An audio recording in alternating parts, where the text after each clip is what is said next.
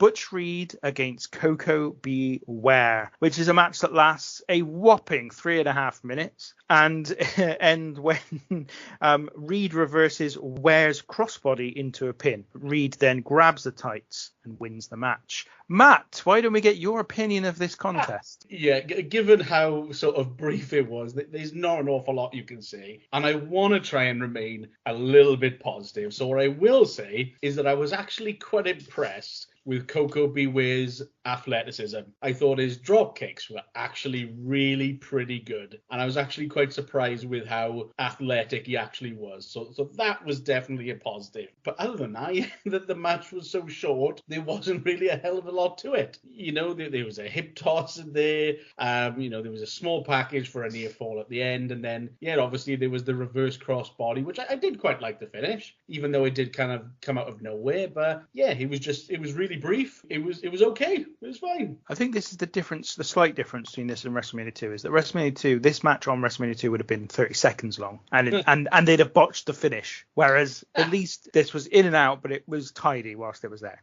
Yeah, it was fine. It was nothing inoffensive. Nothing offensive about it.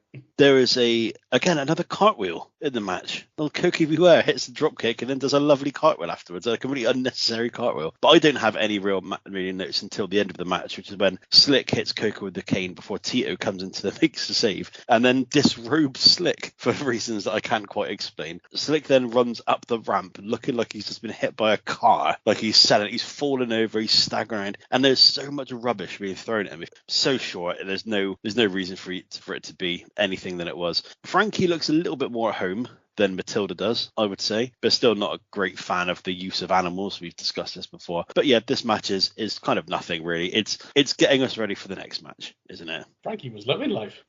May have done. I'm not an expert in bird body language, if I'm being honest. Yeah. But I am an expert in bird law.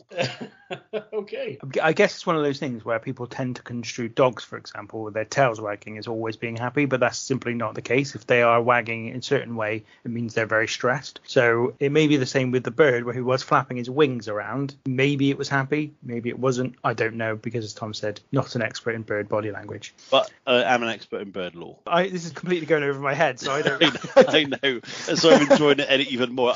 I hope one of our listeners gets a reference, or else I'm just going to sound like a madman.